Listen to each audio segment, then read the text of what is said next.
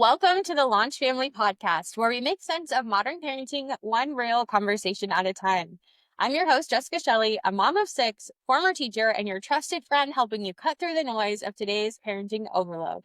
If you've ever wondered whether you're doing the right thing for your kids in a world full of conflicting advice and misinformation, you're not alone. Here we talk with experts, parents, and educators who are passionate about child development, parenting, and education so you can parent with confidence and clarity. Today, I'm thrilled to introduce our guest, Melanie Ingram. Melanie is the founder of Take Away the Walls, a consulting initiative designed to bridge the gap between schools and families. With over a decade in early childhood education, curriculum development, and consulting, Melanie brings a deep understanding of how to align best practices with real family needs. She's passionate about breaking down those barriers, promoting gentle parenting, and helping parents navigate the overwhelming world of information. Melanie, welcome to the show. Thank you so much, Jessica. I really appreciate it.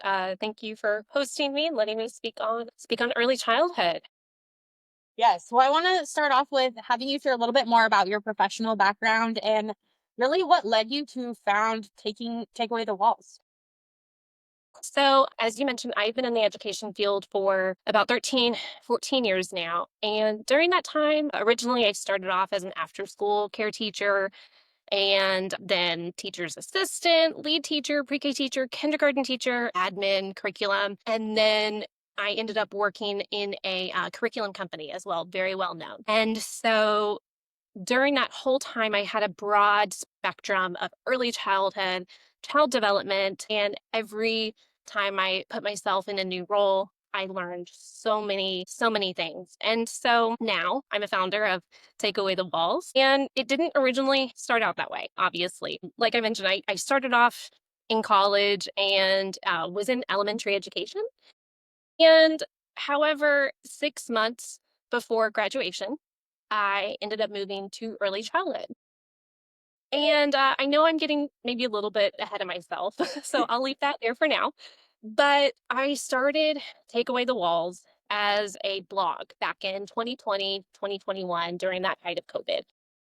At that time, I was a lead teacher transitioning into an admin role, and I noticed there was a huge need, honestly, a need, but also there was a huge disconnect between families and programs. And I realized there needed to be a point of reference for people, families, educators, the system to gain knowledge and have access to quality resources. And then about 6 months ago, I think November, December, I decided I was going to take Away the Walls as a full-time business, supporting parents and educators with courses, advocacy, and consulting. And I've already had a few families that I've been working with, and it's been really great. So It is so needed too. Like I think I told you this already, but I'm a former public school teacher, and that is like my whole life passion is really about supporting families and how this intersection of education happens too, because it's different for every single kid, even within the same family, to kind of navigate these conversations. What does this actually look like for my kid in this moment of time? And helping educators have those conversations too, because a lot of the time, like parents don't know this, but there's a lot of red tape for educators where it's like,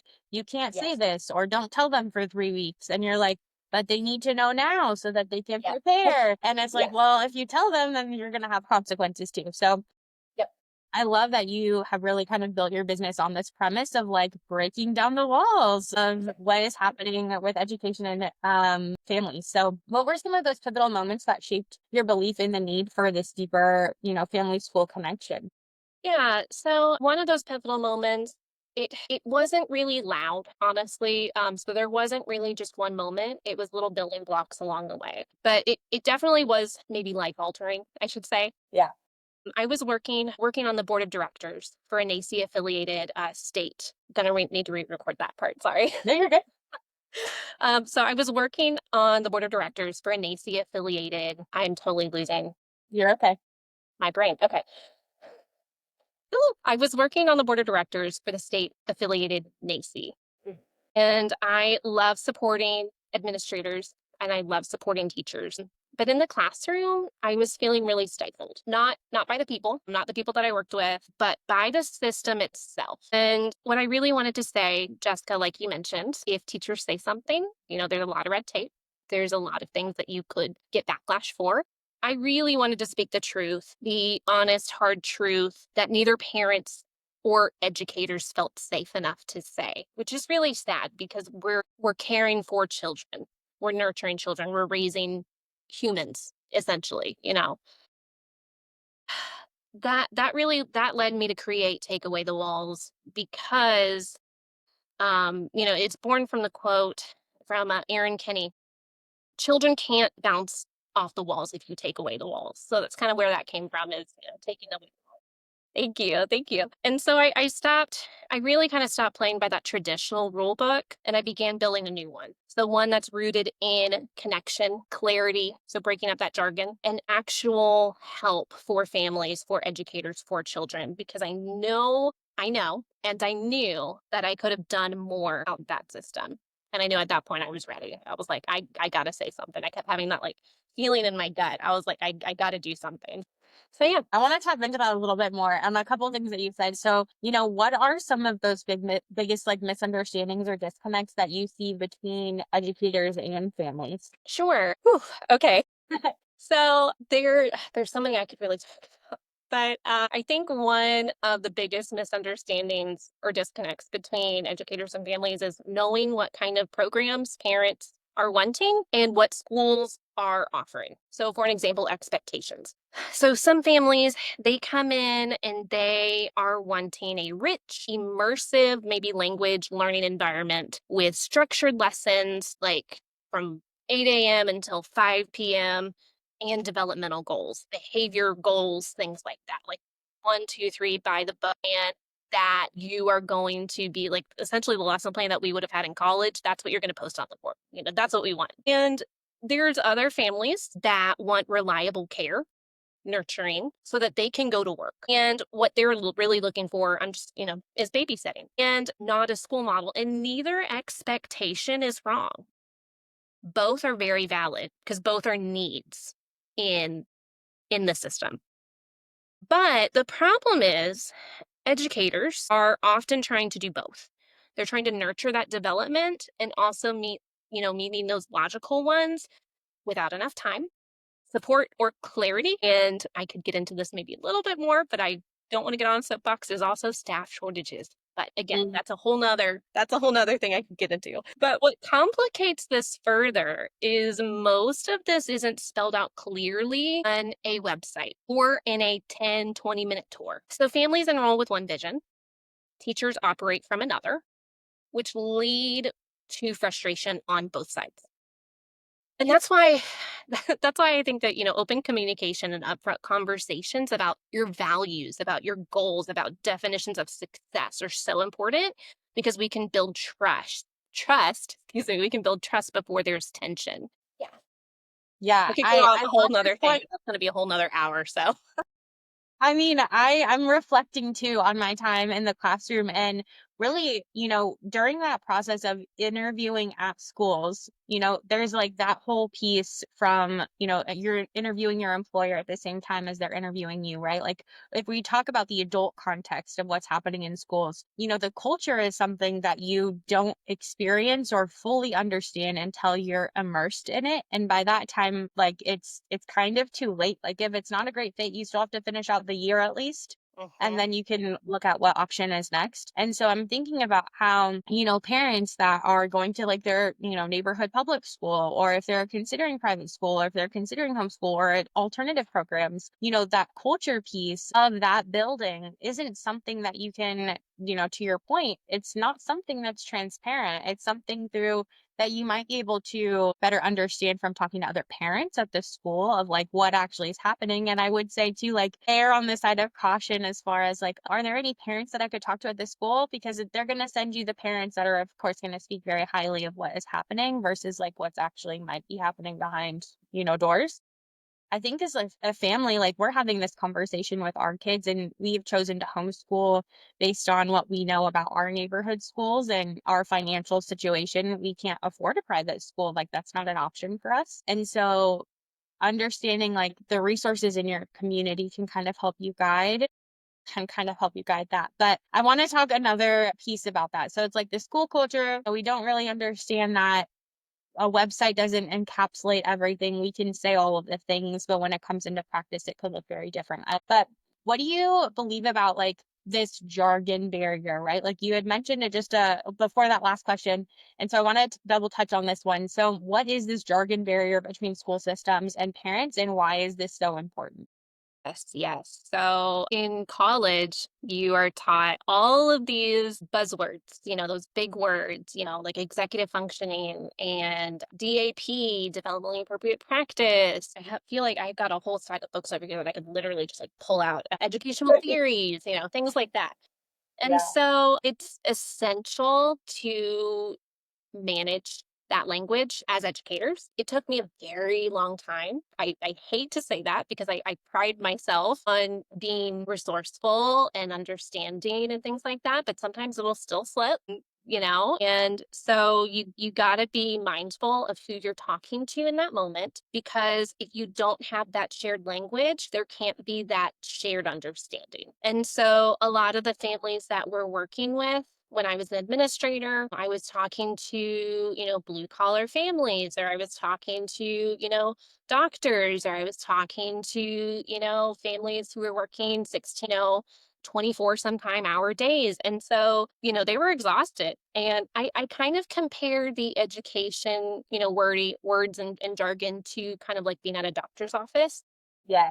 because if they start using technical clinical terms and acronyms without slowing down, it can get really overwhelming. You can get maybe a little bit confused, scared, maybe cry a little bit from personal experience when I read, whenever I read doctor's notes without actually, hey, what does this mean? And that's how I feel. I honestly not even feel, that's how I know a lot of families feel when they hear parents, or excuse me, when families hear teachers say, yeah, we redirected so and so, with their behavior, or she really struggled with self regulation during transition time. But what does self regulation mean? What does redirecting mean? Because those two terms are very different to families. And also, it can be different for teacher to teacher. And so, what I like to do is I like to break it down to, okay, what does that actually mean? Did my child hit someone? Were they crying? Did they calm down? With families, we need to be a little bit more direct, but also ask those open-ended questions. And same thing with families as well. They need to be asking those direct questions. They also need to be asking open-ended questions as well. So families, they need those buzzwords. They need more than buzzwords. Excuse me. They need more than that jargon. They need to hear clear, specific language in plain terms. So, for an example, your child got frustrated when it was time to clean up. He threw a toy. I crouched down next to him and I reminded him of our cleanup routine. And then I gave him a choice of two jobs to help him re-engage. That's redirection. Redirection is not distracting the child. And I could totally get into a whole nother soapbox about that, Jessica. So you may want to call me up for another podcast. I'm loving this conversation. Oh my goodness. But that kind of transparency builds trust. So yeah. Your point too that you mentioned, like these buzzwords, right? They get caught up in all of the confusion and muddy the water too, because you may not describe that as redirection, but another teacher down the hall that they had for first grade or kindergarten used redirection to say what they were doing, and it wasn't actually like redirection, right? Like, so not only are you kind of battling this, buzzword or jargon barrier with the teacher that your child currently has, but it's also like, oh, well, I already heard about redirection. That was happening in first grade and it looked a lot different, then this brings up more questions. And so I love your point too of just having like maybe coming at it from a place of curiosity. Like, can you tell me like more specifically, like what happened? Like, did he do this? Did they do that? What did you do? What was the result? Like, just some of those generalities to try to get them to explain, like the educator to explain it in a different way that's maybe more parent friendly. From the educator side, I've also encountered educators that are like, oh my gosh, parents just don't get it. And it's like, are you explaining it in a way that they can actually understand? Because like we get it, Yep. but there's some things that we just don't even get either. Like, you don't knock the parent because they're not understanding what's happening. Exactly. That actually reminds me of something that I did when I was a brand new teacher, actually. I don't know about you, Jessica, but I had to write incident reports if a child ever got hurt or had like an accident, like hurt or, someone hit them or whatever. And so I ended up writing an incident report. And again, like I said, I was a brand new teacher, and this was a great learning opportunity for me because I wrote, so and so child was dancing on the stump, pretending it was a stage, and then blah, blah, blah, blah, blah. And I was going into like technical jargon, and I was like, talking about what the child was actually saying versus this is what I saw, this is what happened. And so the director, she had pulled me into her office. She was like, "Hey, I don't mind signing this to give to the parent. What does this mean?" And I was like, "Oh, blah, blah, blah, blah, blah." And she's like, "Write that. That's what you write. That's it." And I'm like, "That's it?" She's like, "Yeah, simple, factual, to the point." And I was like, "Okay." So, and after Yeah. that, my incident reports were A, B, C, D done. So, Yeah. but yeah, it's definitely a learning curve. Kids are crazy. Like, as parents too, we know this. Like, I'm a mom of six. Like, I'm not going to take everything that my kids say as face value. I think like that's the same sort of mentality that we have as teachers. Like, we're not going to believe everything that your kid tells us about what's happening at home. And maybe sometimes there's things that you shouldn't believe about what's happening at school because they can fabricate Oh, things. 100%. Just pick up the phone, call the teacher and ask. And I think to your point about the incident report is there's like, I remember it was just ingrained. It's like, just the facts, just the facts. What did I witness? What did I observe?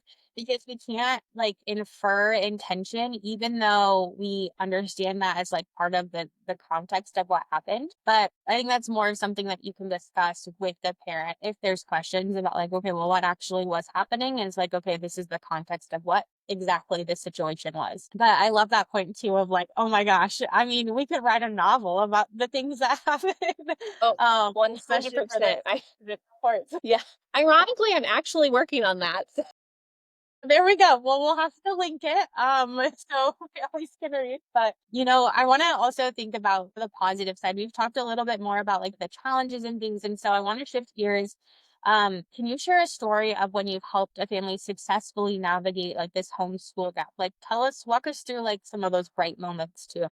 So this is a family I worked with actually a couple months ago, and they're very, very near and dear to my heart. So I worked with a family whose child had been labeled as defiant at school, but at home, he was very thoughtful, very inquisitive, emotionally intelligent, sensitive, and incredibly curious. And the parents were just confused and heartbroken because they felt kind of shut out of those conversations, and they were blindsided by some of those decisions that were being made without their input, especially when only one parent was being contacted, which that's another thing that we had a big conversation about. But it was very random. The parent, the mom actually had reached out to me, and she said, "Hey, I don't know what's going on, but I got this random email from, blah, blah, blah, from my child's school. I'm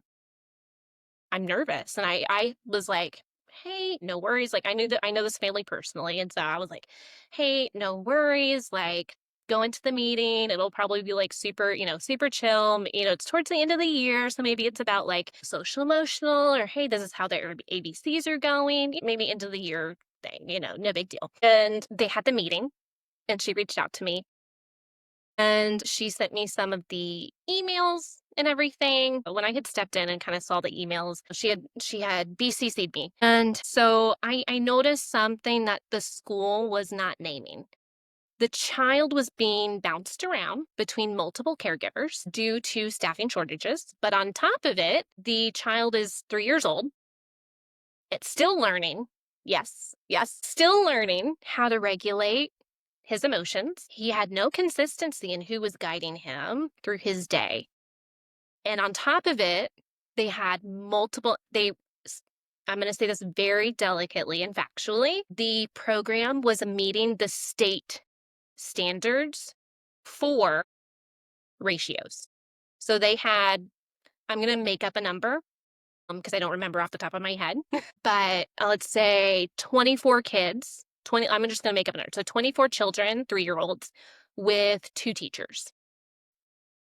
Again, I totally made up that number because it's a little bit higher than probably what it is, but but still, nonetheless, that is a systematic issue. And again, Jessica, like I've been saying, I could probably have a whole podcast a whole nother episode on this whole thing. But the school was labeling this child sensory seeking, natural sensory seeking, and big feelings as behavior problems. And so I encouraged the parents document everything, keep the emails, BC all relevant staff. And if they chose to BCC me on emails, I can totally support. And I reviewed the emails and I helped them reply with open-ended questions and requests for clarification. So like, hey, what do you mean by next steps? And how are those being determined? How do you explain that my child is doing X, Y, Z? And so with time, the tone did change.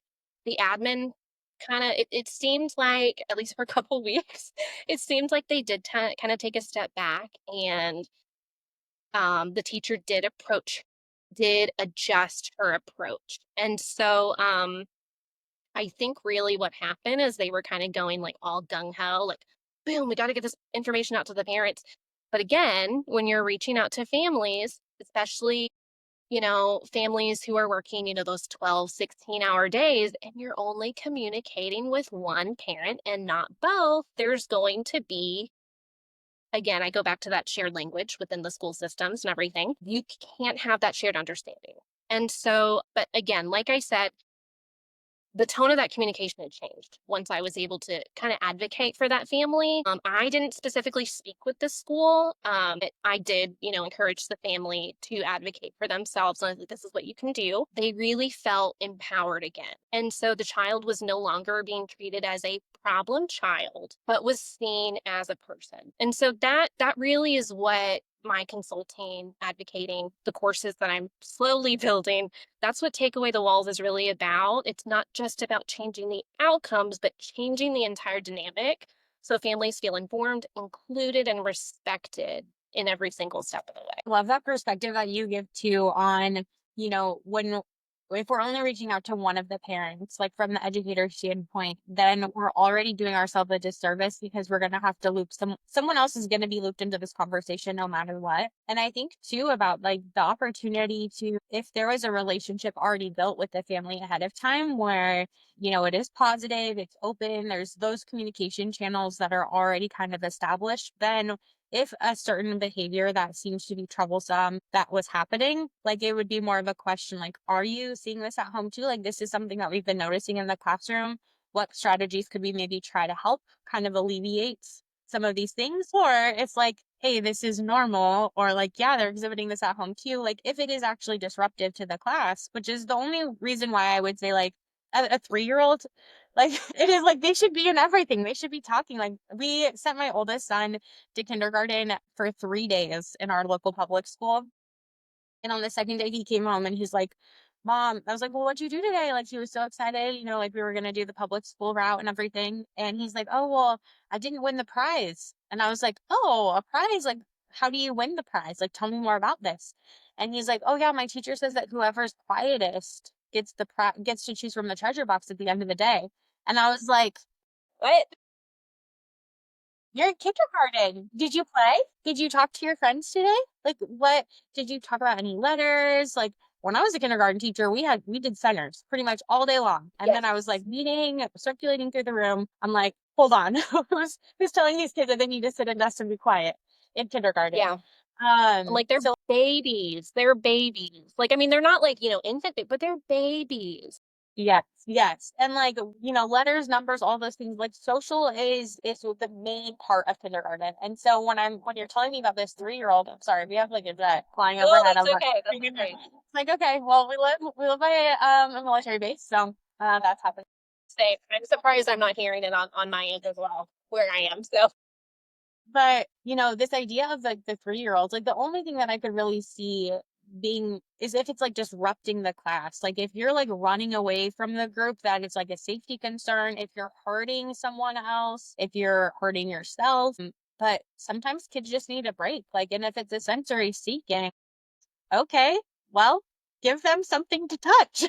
yes. Like, or There's some sort of stimulation. words. There's a way Yeah, that that's like the easiest problem to solve. Oh my gosh. Yeah. So I love that perspective that too of like, well, if there's that relationship, and I think like this is maybe coming more towards the educator side, like maybe establishing those lines before you even get to that point, like setting those expectations at the beginning so that parents also understand what's supposed to be or what's expected. Because then if something does happen, it doesn't feel like such an attack of like, oh my gosh, great, like my kid's labeled as defined, or oh gosh, my kid's the problem kid, they're just targeting me, right? Like that's sometimes not the case. And if it's just a quick message that's sent out because they're over ratio or understaffed or mixed things are mixing, like whose responsibility is it really to like be in charge of helping this family understand what's supposed to be happening? I'll shift gears a little bit and talk about the parenting side of the work that you do too. And so one of those big buzzwords, right, we're coming back to the jargon, is gentle parenting. So how would you describe what gentle parenting actually is? Great question. This is one of my, I say this, I'm pretty sure I said this about every single every single question you've had, but this is one of my favorite things to talk about too. Honestly, early childhood is my favorite thing. I'll just say it. That's what I do. Right there with you. But so gentle parenting is conscious, adult first, authoritative parenting. True gentle parenting is structured. It's built on clear expectations, boundaries, and emotional coaching. So it's not endless negotiation or ignoring behavior or distracting. It is not for naturally easy kids. It works for every child because it's about teaching those skills from day one or not just managing the behavior in the moment. Um, so I say day one, not saying like, hey, right at birth, because you can also utilize gentle parenting, or as I like to say, I did not coin this term. It's from Dr. Becky Bailey, conscious discipline. You can also use that in the classroom as well. And I've seen that in the classroom and I've seen that with families, with children who have been in the foster care system. And I have some very dear friends of mine who have some children who are in the foster care system and they utilize conscious discipline. And these children have been through so much and they utilize conscious discipline in their day-to-day life with these sweet babies. And did they have them at birth? No, but they do have them at like, I don't remember their exact ages, but like 5, 10 years old. And it's making such a huge difference. And so again, it's really about, being adult first, being conscious of your own self, your own behavior, your own executive functioning. And so it's really helping guide the children into being the best kinds of versions of themselves that they can be. And, we're going to make mistakes. We're adults. This is our first time on earth as well, as well as the children that we're raising and the children that we're guiding in the world. So we are going to make mistakes. And we also have to, I might be getting a little ahead of myself, Jessica, but we also have to give ourselves that grace. I love this, like the topic of gentle parenting, because I think it does get a lot, like a bad rap because we hear gentle parenting kind of tossed around. I had a coworker at one point and he's like, oh, well, you're just a millennial mom. You'll ask your kid to change like if they want their diaper changed. That is not the way that I parent. Absolutely not. Like, I'm going to make sure that they have a clean diaper. Like, I don't need their permission to change their diaper. Like, that is part of my role as their mom. But gentle parenting is like that kind of discovery with your child, like having, yes, you are in the driver's seat of what's happening. There is boundaries to keep them safe and to keep them accountable to the things that are happening and as things are evolving. But this is not permissive parenting. This is not letting the kids run free. This is not like, no, there's things that you still have to do as a parent, and that is not under this. So, what could you preview us like a little bit more about what's coming up for your course on gentle parenting? And even if it's still in development, I know that you're working on it, it's in the works. So tell us more about what we could potentially expect for that. Yeah. So it is still in the works. Great news though, the website is up and running, but only for the company side. It's not quite ready for public. But once it is, I'll be sure to let you guys know and link the course in it. So yes, I am going to be doing a course on gentle parenting, and it's not just for parents, it's also for educators, for grandparents, you know, parents, teachers, anybody who interacts with a child, essentially. And so this is really for those people who always feel like they're constantly walking between the I don't want to yell and nothing seems to work unless I do. So we really dive into the why behind the behavior, not just surface level fixes. I kind of like to compare it to whenever you see a flower, like in a garden, you see the top. So that's the behavior. That's like the surface level that you see. And then like what's really happening underneath. So that's the why. So there's like the roots and the soil, and the water is what we put on the flower. But, that's, all part of gentle parenting. You got to kind of like, you got to kind of guide it to be able to let it grow. And so that's kind of the same thing with like gentle parenting. And I want to ensure that it's not just surface level fixes. So a big part of the course actually focuses on brain development. So it's really about understanding the difference between a child whenever they're in a survival state, an emotional state, or executive state. And I know that those are very big words for maybe families who have not been in education, but I promise in the course you will get a full definition of what those are and what that means in day-to-day life. And so you're going to be able to respond based on where they actually are neurologically, not just what they're doing behaviorally. And so we'll walk through the differences between passive parenting and teaching, aggressive and authoritative discipline, and how to show up as that calm, confident human without becoming rigid or permissive. So my goal is to give you guys, I say you guys, to give the audience, to give the listeners, the clients, give real scripts and examples for boundary setting without yelling, and how to stay consistent when you feel exhausted, when you feel overwhelmed. So one module that I'm excited about, it really breaks down why inconsistency leads to bigger power struggles and how children internalize those mixed signals. And so this is really the kind of course that I wish every family had access to before things started feeling chaotic. Because when you understand the roots behind the behavior, everything really changes. The relationship gets stronger, the household gets calmer, and most importantly, the children start to feel safe enough to grow. But, until the course launches, of course, I'm going to be sharing like updates, some sneak peeks, as the weeks go on my Instagram and Facebook page on Take Away the Walls. And one of the great things too for families is gentle parenting also works in your marriage as well. I will note that. Yes. Husband and I, every once in a while, it was like I was really overwhelmed with something, and my husband, he looked over at me. He was like, "Hey, Melanie, do you want to do this or do you want to do this? Like, what do you need right now? I'm noticing you look frustrated. How can I help you?" And I was like, "Have you been listening to my podcasts? Have you been listening to the podcasts that I listen to? Have you been like reading my books? Like, where is this coming from?" But it helps. It's not just for teaching. It's not for parenting. It can help build your marriage too. So it's great stuff. Oh my gosh, I'm thinking as you're mentioning that, it's like, okay, the dinner dilemma, right? Like if I can already limit us down to like two options that I would both be happy with, right? That are within that boundary of like, I have the time and resources to make this for dinner. It's like, of these two, which would you prefer? Like, cause then there's still buy-in of like, okay, great. I'm going to be happy with dinner if it's this or this. I'm having a choice, but also it's within the boundaries of I'm not going to the grocery store. Exactly.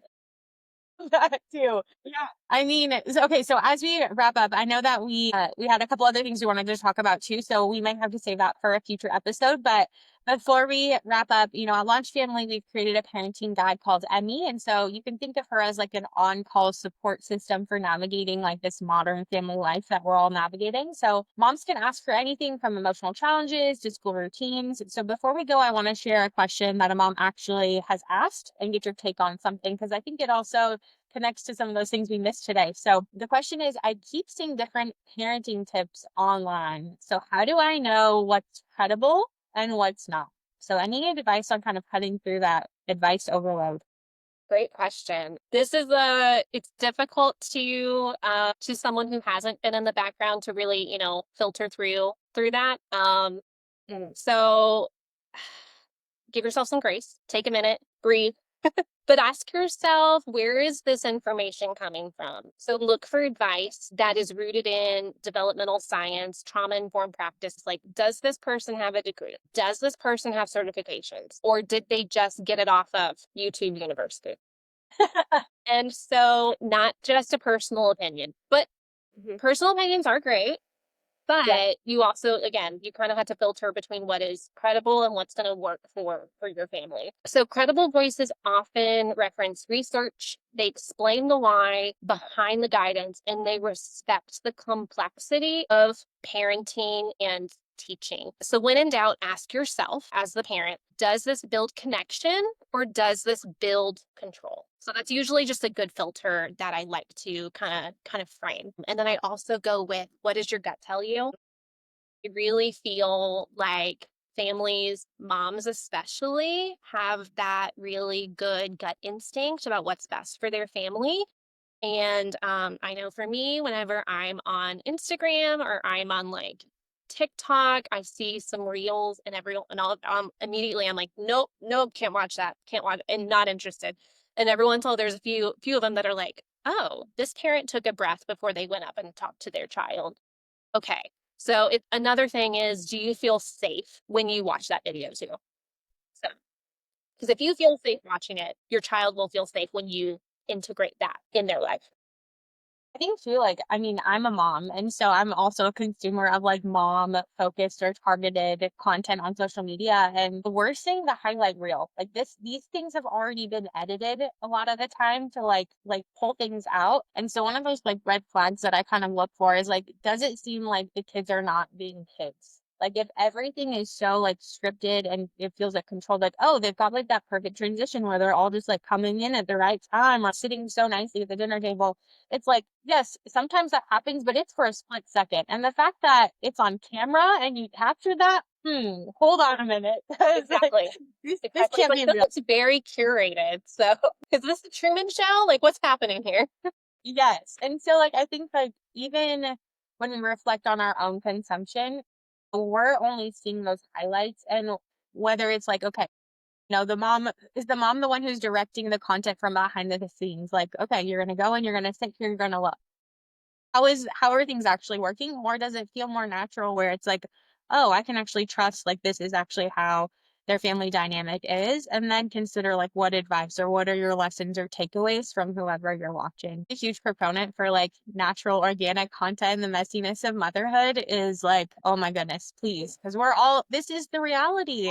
And when everything put out there is so perfect and precise, it can also give out the impression that whatever you're going through isn't allowed. Like you're the only one that's, imperfect through this journey. And we're not here for that. That's not where we're at. Exactly. Which is obviously the premise of the podcast. We're having these conversations about real things that families are going through. So I really appreciate your transparency too with like the support that you provide. So I just want to thank you again for sharing your journey into education and how this has evolved and your insights and passion for us today or with us today. The work that you're doing to break down those barriers between schools and families is so, so, so, so, so needed. And the advocacy for research informed and heart-centered parenting are incredibly needed in this kind of fast evolving world of technology. To our listeners, if you've loved today's conversation, be sure to subscribe, leave a review, and stay tuned for updates about Melanie's new offerings. You can find out more about her work with Take Away the Walls, and we'll link all of the ways to connect with her in the show notes. Until next time, remember that you're not alone, and parenting doesn't have to be a solo mission.